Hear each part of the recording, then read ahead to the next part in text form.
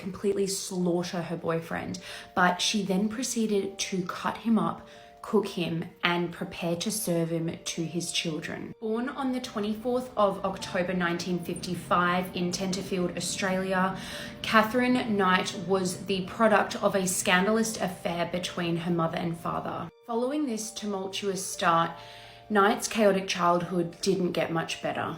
Her father was reportedly an alcoholic and essayed her mother multiple times a day. Knight also claims that she herself was essayed by multiple family members up until age 11. In school, Knight was known as the bully. Without ever learning to read or write, Knight quit school at 15 years old and went to work in a clothing factory. About a year later, she landed her dream job at a slaughterhouse. Red flag that was her dream job. Now, whilst she was working at the butcher shop, she met David Kellett, who was, much like her father, a raging alcoholic. They married in 1974. However, Kellett was very unfaithful during their marriage, and at one point he actually left her and their 2 children in the middle of the night. During this time, Knight was actually diagnosed with postnatal depression, and she had to spend quite a bit of time in a psychiatric hospital. Once she was released from the hospital, Kellett took her back and they basically resumed their relationship.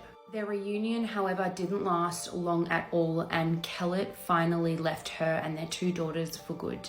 So Knight actually dated a couple of men before she met and ended up having an affair with John Charles Thomas Price. They ended up moving in together in 1995, and it seems as though their relationship was going well. However, things turned quite violent when Knight suggested that they both get married, and Price actually declined. In 2000, an argument between the pair culminated with her actually trying to stab him in the chest. He ended up taking out a restraining order against Knight in order to keep him and his children safe. On a side note, they both had children from past relationships and marriages, so they didn't actually have any mutual children together. It was during this time that Price let on that he was very concerned for his safety, and he actually ended up telling his co-workers that if he ever went missing, it was likely that Knight had killed him. So on February 29th, 2000, Price came home from work and went about his normal nightly routine before going to bed at 11 p.m. Knight arrived home shortly after, and she made herself dinner, watched some TV, had a shower, and then ended up going upstairs. She woke up Price and the 2 ended up having intercourse, and then Price went back to sleep. Knight then took a butcher's knife and proceeded to stab Price 37 times. Now, according to evidence, he did wake up during the attack, but he was just unable to fight her off. Knight dragged his body down the stairs, skinned him, and hung him from a meat hook in their living room. She then decapitated him and cut up pieces of her body to cook in a stew. She then lay down next to the headless, mutilated corpse of Price, took a handful of sleeping pills, and passed out. So Price's co-workers called the police the next morning when he didn't show up for work. The police arrived at Price and Knight's house to find her gruesome and bloody crime scene and immediately detained her. At the time that she was detained, she was still passed out from the pills. However, when she finally woke up, she claimed that she had no recollection of the night before. So police went into the kitchen and found Price's head in a pot on the stove boiling with a bunch of vegetables. Oh my God. On the dining table, there was 2 plates laid out with labels of names. In horror, police realized that Knight had planned to serve parts of Price's body to his own children. Knight was immediately charged with Price's murder, to which she pled guilty. For the first time in history, Knight was the first woman in Australia to be given life imprisonment without parole. Barbara and Jack Ruffin lived a relatively simple life in the small town of Aberdeen, Australia. During their marriage, Barbara and Jack gave birth to 4 sons. At some point after their 4th son was born, Barbara began having an affair with a co-worker of Jack's named Ken Knight. Once people around town became aware of the affair, Barbara and Ken began facing backlash and eventually decided to move away from Aberdeen to Moree. Barbara and Jack's 2 older sons remained behind with Jack, while the 2 younger ones were sent off to live with an aunt. While Barbara and Ken did not marry, they would go on to have 4 additional children together, including twin girls who were born on October 24, 1955, one of which was Katherine Mary Knight. In 1959, when Katherine was 4 years old, Jack Ruffin passed away, and the 2 older sons that were living with him came to live with Barbara, Ken, and the rest of the children. Then in 1969, the family moved back to Aberdeen.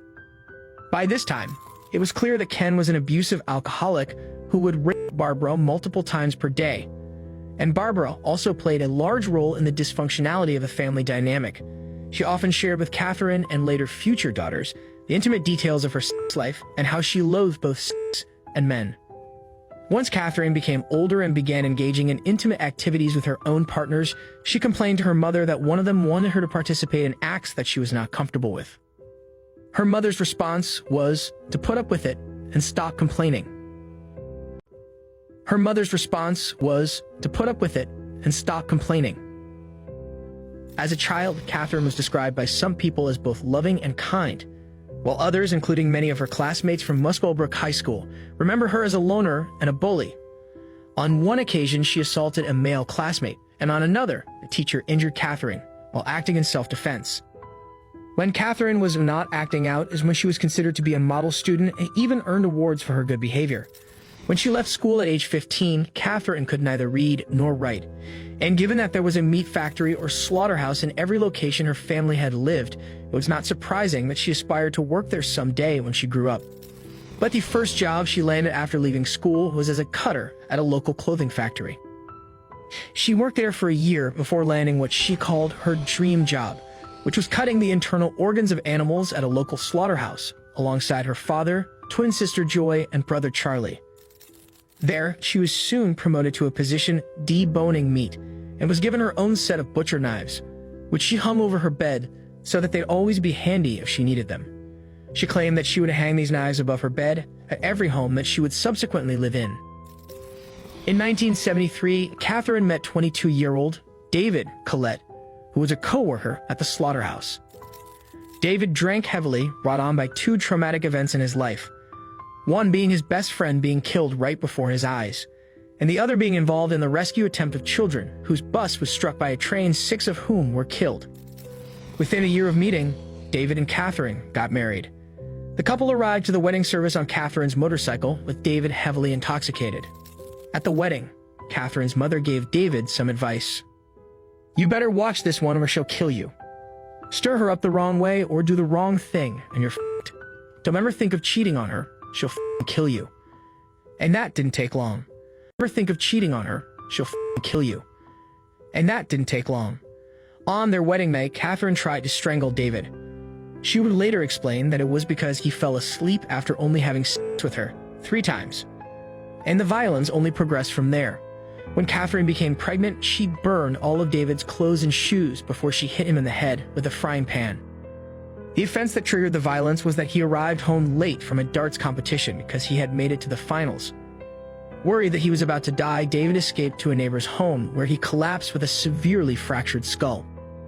Police wanted David to press charges against Katherine, but Katherine talked David into dropping all charges. In 1976, shortly after the birth of their first child, Melissa, and fed up with the 3 years of abuse he had endured from Katherine, David left Katherine for another woman and moved to Queensland. Katherine was devastated by the departure. Her behavior became even more erratic than normal. It landed her in the hospital where she was diagnosed with postnatal depression.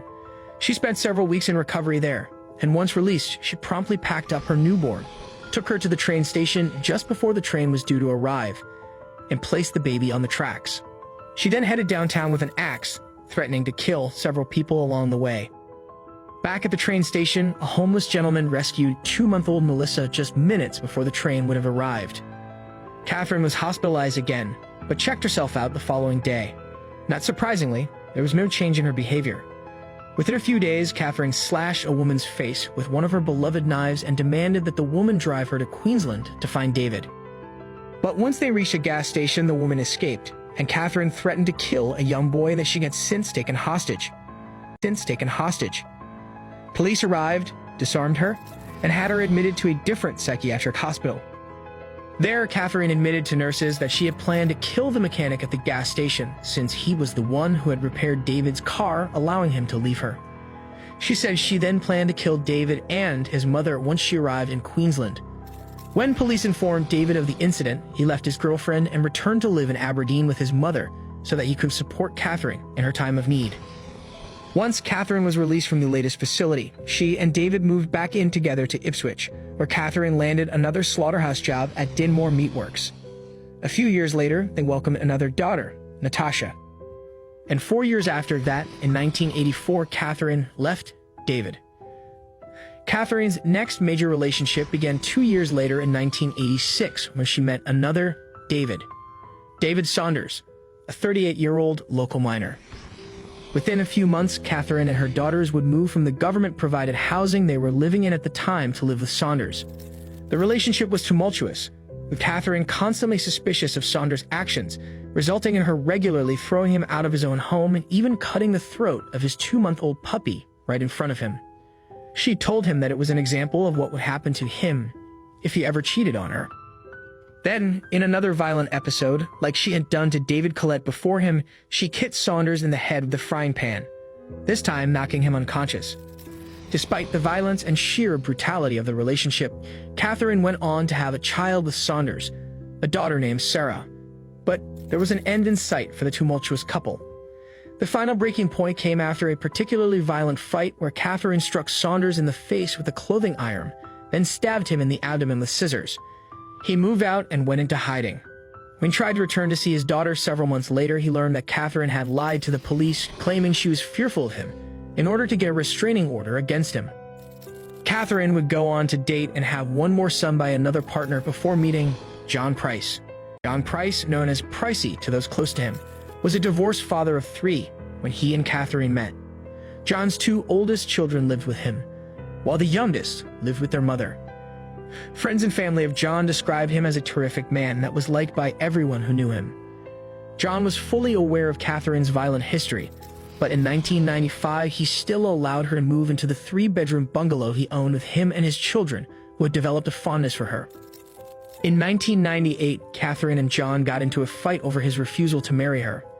As Katherine fumed over the fight, she decided to videotape an item that he had supposedly stolen from work, then sent the video to his boss. Even though the item he had taken was an outdated medical kit that he had retrieved from the trash bin, they were still forced to fire him after 17 years of service to the company. John was furious and promptly kicked Katherine out of the house. But after a few months had passed, despite his friends pleading with him to stay as far away as he could from such a dangerous and devious woman, John took Katherine back. But he was more cautious this time and didn't allow her to move into his home. The couple continued to fight even more regularly than before, and John's friends, disgusted that he returned to such misery and danger, no longer wanted anything to do with either of them. By the end of February 2000, John had finally had enough of Katherine and her abuse. After several terrifying incidents where he was justifiably fearful that she was going to kill him, including an incident where he awoke to find her standing at the foot of his bed with what he feared was a knife behind her back, John cut the relationship off and secured a restraining order against her. It forbid her from coming near him or his children. Once that was secured, as he had done several times in the past, he let his friends and coworkers know that if he were to not come to work the next day, it would be because Katherine had murdered him. After the horrendous murder of John Price became known,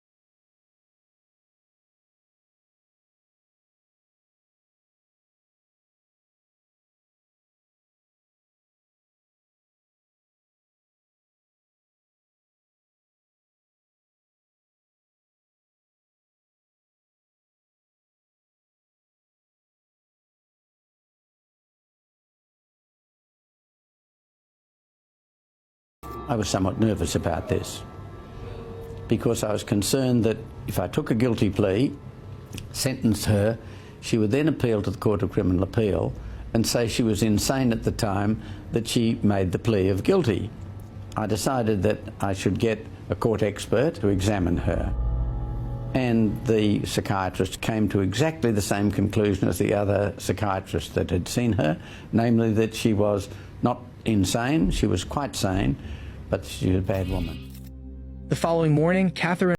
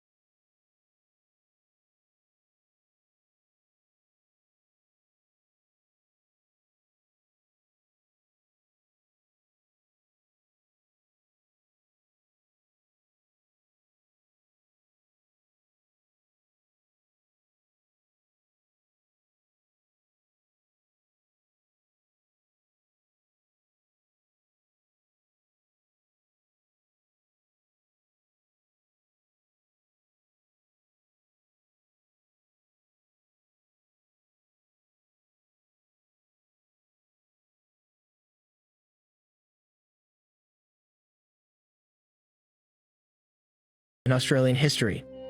This was as bad a case as you got, so she had to go to jail for the term of her life. I stabbed my husband, cooked him, and ate his remains. Then I planned to serve the rest of him to his own children. My name is Katherine Knight, and I became the first woman in Australia to receive a life sentence without parole. Growing up in Australia wasn't easy. My dad was a violent alcoholic, and my mom struggled to keep things together. Our home was filled with yelling and fighting, and I never felt safe. When I grew up and I got married, I thought things would change. But my husband was just like my dad, always drunk and looking for a fight. On our wedding night, I tried to strangle him in his sleep. He fought back, and our marriage was never the same. After we split up, I jumped from one toxic relationship to another. Each one was filled with violence and anger. Then I met John Price. At first, he seemed different. He had a job and he seemed to care about me. But when he didn't want to marry me, something snapped inside me. I couldn't stand the thought of being rejected again. So I did things to hurt him. I got him fired from his job and made his life miserable. One night, on February 29th, 2000, during an argument, I lost control. I grabbed a knife and stabbed him over and over again. When it was over, I couldn't believe what I had done. But instead of calling for help, I did something even more unthinkable. I cut up his body and cooked parts of it. I attempted to eat him, but I couldn't finish it, and planned to serve it to his children as if nothing had happened. The next morning, when John didn't show up for work, his friends got worried. They called the police, who found me passed out next to his body.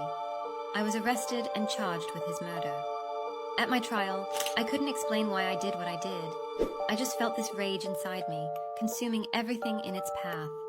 When the judge sentenced me to life in prison, I didn't protest. I knew I deserved it. But even now, locked away in my cell, I still can't make sense of what happened. I try to forget, to block out the memories, but they haunt me, a constant reminder of the darkness that lurks inside me.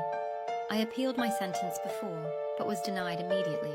Should I have gotten a worse punishment? I killed my husband and then dismembered him to feed his body parts to our children. My name is Katherine Mary Knight, and I was an Australian woman in the year 2000 when I committed this horrible act. From an early age, I was sexually abused by various men. At school, I was a bully and loved terrorizing smaller children. I was then employed in a slaughterhouse. I was so proud of it that I hung my first set of butcher knives right above my bed. I had many violent relationships. I married a man. David Kelly in 1976 tried to strangle him on the wedding night after he fell asleep, following 3 sexual encounters. I then married John Price. But following a violent argument, I stabbed him with a butcher's knife at least 37 times. I then cut him into pieces and removed his skin.